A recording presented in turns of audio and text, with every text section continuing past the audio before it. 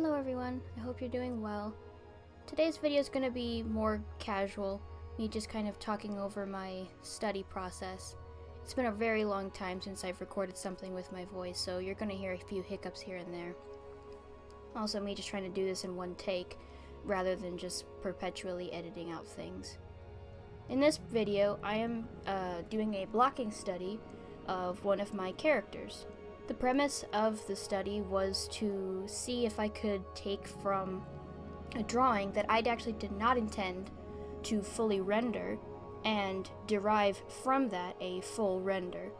Normally, when I'm making a drawing to be rendered, I will cross-verify that drawing with other references and cross-reference it with different geometry studies I've done in the past to make sure all the rotation is correct and make sure that all the anatomy is good. But in this case, I really wanted to try and see that if one of my drawings that I did not intend to ever paint would have enough visual information in it to be painted.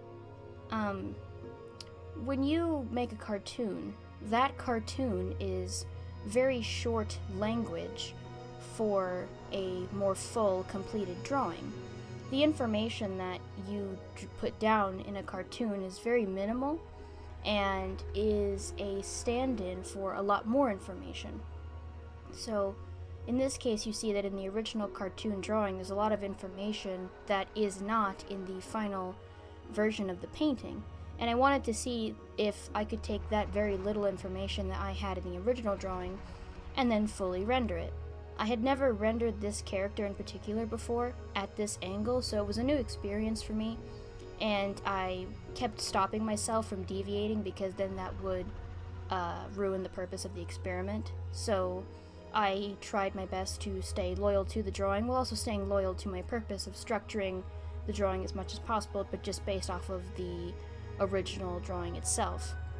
When I began my rendering process, I try to leave in as many harsh blocks as possible and avoid blending until I absolutely have to, because there are certain edges and certain facets on the face that really cannot be rendered with a hard edge, but then there's other edges that should be preserved and kept as clean as possible.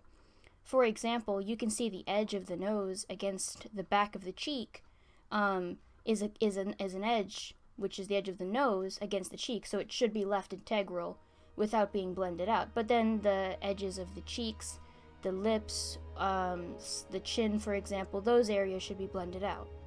And in general, I try to keep those pretty clean.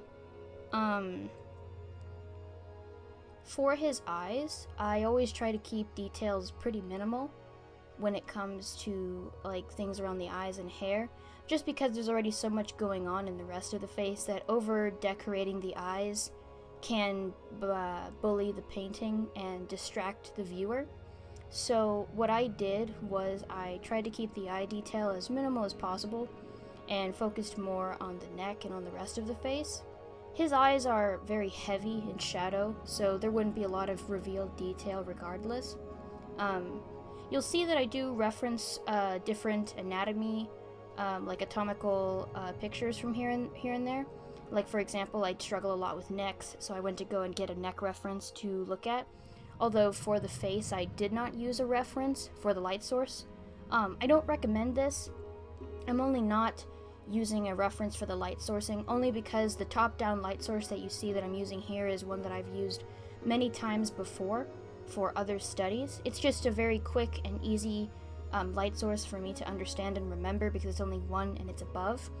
And I've done it so many times now that I pretty much know where shadows should be. Although if you're doing your own studies, I recommend that you use a reference and that you look at that reference while you work. I was using this latest painting I made of my character as a reference for his face to make sure that everything is consistent. I am kind of a stickler when it comes to consistency in a character's face and their features. To me, recreating a face consistently is just as important as making a distinct face from another character. So I always try to reference a previous character's incarnation or the last time I drew them to make that consistent. unless I have good reason to change it up and make their face different for whatever reason.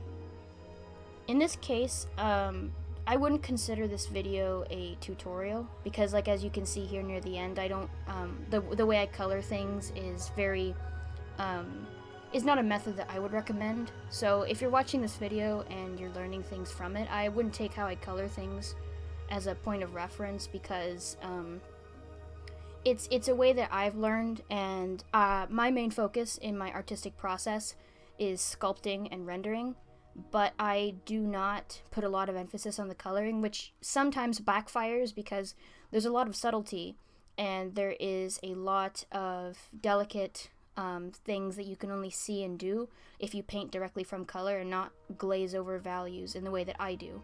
So I wouldn't necessarily recommend that. It's just something that I do and that I'm working on changing. Right here you can see that I'm tracing over the finished painting with what I call a trace over geometry diagram.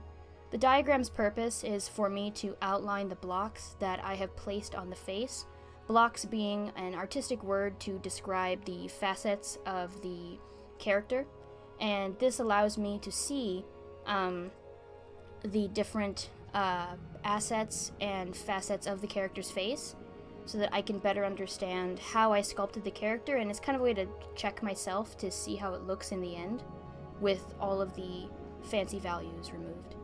And it's still not perfect, but I'm working on it. Sorry if this video is rambly. Tried to make it as simple as I could. You guys have a lovely day, and I'll try and do more of these in the future. Bye!